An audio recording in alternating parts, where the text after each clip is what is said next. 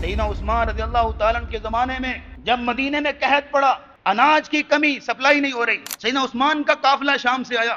جب قافلہ مدینے پہنچا جس کے اندر اناج کی تمام چیزیں موجود تھیں، تاجر بھاگے بھاگے آئے، چھوٹی دکانوں والے، پرچون والے، کہ جناب یہ مال ہمیں بیچ دیجئے تاکہ ہم اپنی دکانیں چلا سکیں.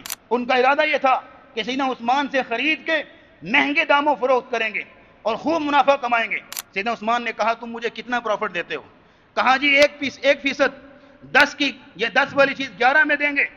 کہا نہیں، مجھے اس سے زیادہ مل رہا ہے. کہا 12، 13، 14، 15% لے لیجئے، ہم آپ کو اتنا دے دیں، یہ جو ہے وہ اس سے زیادہ ہم نہیں دے سکتے، یہ آپ کو سب سے زیادہ ہم دے رہے ہیں.